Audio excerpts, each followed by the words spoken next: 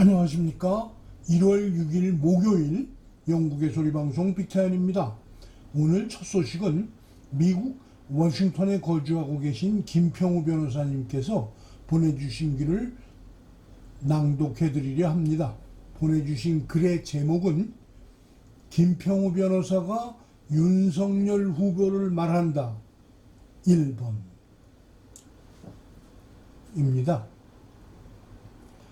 윤석열은 탄핵 정변에서 아무런 증거도 없이 박근혜 대통령이 수백억 원을 삼성 등 재벌들로부터 뇌물로 받았다고 특수뇌물죄를 덮어 씌워 구속하고 감옥에 가두어 문재인의 탄핵 정변을 합법화시키고 그 공으로 문재인 정부의 검찰총장에 올라간 사람 아닌가?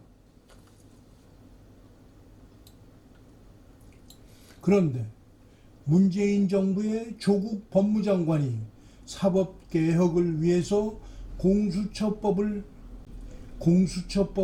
만들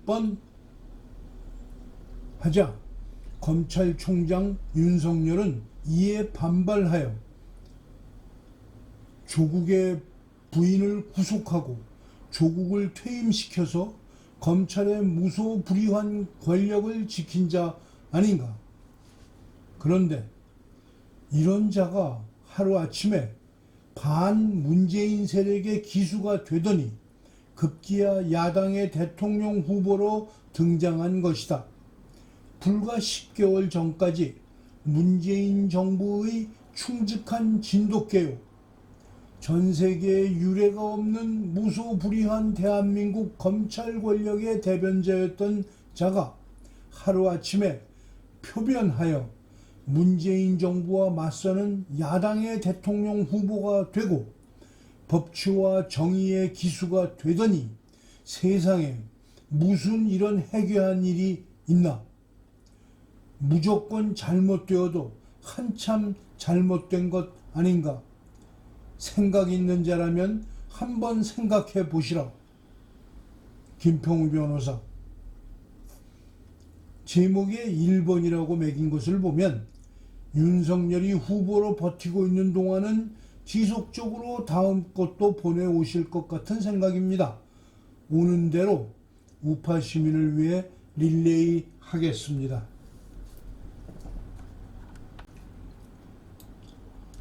둘째 소식입니다.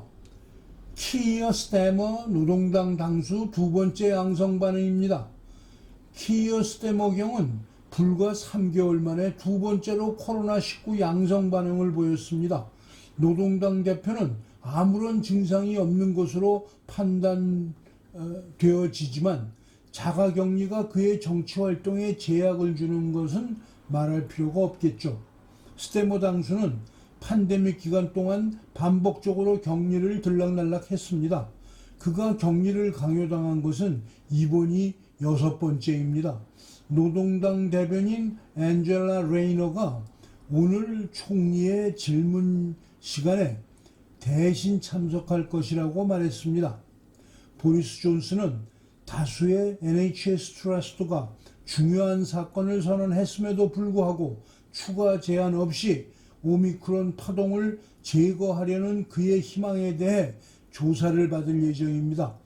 키어 경은 현재 영국 전역에서 자가격리 중인 100만 명 중 하나입니다. 2020년 12월 5일 직원이 코로나에 감염되자 키어 경의 사무실에 일하는 누군가가 양성 반응을 보여 그를 다시 2주 동안 감금 상태에 놓았습니다.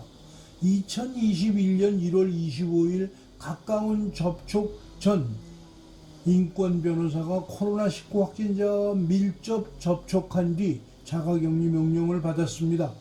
2021년 7월 21일 그의 자녀 중 한 명이 양성 반응을 보여서 그는 자녀 중 한 명이 감염된 후 다시 재택근무를 하여야만 했습니다. 2021년 10월 27일 양성 테스트를 받은 후 자신이 양성 반응을 보인 후 가을 예산에 응답할 기회를 놓치고 말았습니다.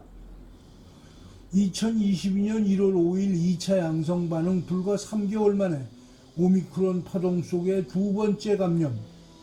그는 2020년 12월에 양성 반응을 보인 보좌관과 밀접하게 접촉한 것으로 알려진 후 격리를 피한 혐의도 받고 있습니다.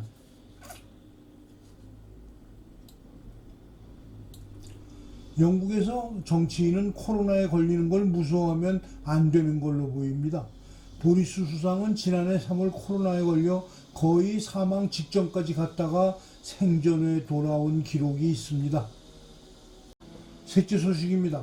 북한이 어제 쏘아 올린 미사일을 미국은 탄도미사일로 규정했습니다. 최근 들어 미국의 북한에 관한 압박이 계속 수위를 높이고 있습니다. 이유는 두 가지로 생각할 수 있습니다. 첫째는 문재인이 아직도 포기하지 않은 베이징 올림픽을 이용한 정전선언과 평화협정을 차단하려는 의도로 보입니다. 둘째는 미국이 북한을 물리적으로 응징하려는 의도를 가지고 때리기 전에 국제적으로 당연성을 인정받으려고 분위기를 잡는 것으로 보입니다. 미국 국무부는 북한의 이번 탄도미사일 발사에 대해 여러 유엔 안전보장이사회 결의 위반이며 북한의 이웃 국가들과 국제사회에 위협을 제기한다면서 규탄했습니다. 미국 국방부의 존 커비 대변인도 이번 시험 발사에 대해 탄도미사일 발사라고 믿을 만한 충분한 이유가 있다면서 이는 유엔 안보리 결의 위반이라고 밝혔습니다. 유엔도 북한의 이번 탄도미사일 발사를 규탄하고 한반도의 완전한 비핵화를 위해 북한이 대화에 나설 것을 거듭 촉구했습니다. The Secretary General is, of course, aware of that, of the report of this launch. He reiterates again that the DPRK should resume talks with the other parties concerned, and that diplomatic engagement and diplomatic talks remain the only pathway to sustainable peace and complete and verifiable denuclearization of the Korean Peninsula. 브루스 클링너 헤리티지 재단 선임 연구원은 북한의 이번 탄도미사일 시험 발사는 미국보다 한국과 일본에 더 위협적이라고 분석했습니다. The short-range systems are certainly of concern because they're violations of UN resolutions, and they are yet another continuation of the development of more weapon systems that can more efficiently target South Korea and or Japan.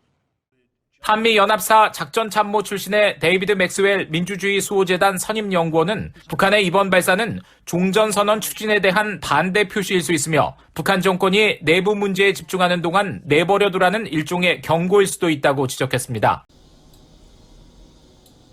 그런데 말입니다. 만일 첫 번째 이유가 가장 큰 이유라면 북한은 어제 새벽 탄도미사일을 쏘지 말았어야 합니다. 어제 탄도미사일은 순전히 남한에 보내는 자신들의 신호였기 때문입니다. 다시 말하면 김정은 정권은 문재인의 정전선언에 관심이 없다는 표시를 한 것이라고 세계 언론들은 풀이하지만 그것만은 아닌 듯 싶습니다. 북한의 입장에서는 우선 미국에 그런 이미지를 주었다는 것은 성공이라고 볼 수 있고 더 큰 목적은 남한의 3월 9일 선거를 돕는 행동을 수행한 것으로 분명합니다. 윤석열이 국힘당의 자중질환에 빠진 때를 놓치지 않고 자신들의 편이 되어줄 이재명 정권의 창출을 위해 남한 유권자들에게 겁을 준 것이라고 볼 수 있습니다. 평화를 희망하는 남한의 비겁한 젊은 세대들과 주사파 정객들에게 정당성을 마련해 주려는 의도가 분명해 보입니다. 미국의 민주당 정권은 한국 문제에 관여하여서는 6.25 때부터 선제 공격을 주저하지 않았습니다. 클린턴 대통령도 폭격을 계획했었습니다. 북한도 이런 점을 모르지 않을 것입니다. 때문에 미국에서 인권을 앞세워 고사시키려는 전략에 요즘 북한에서는 김정은이 스스로 망해서 없어진 것 같은 쇼를 벌이고 있다는 사실입니다. 오늘 방송을 마치겠습니다. 시청해 주셔서 감사합니다.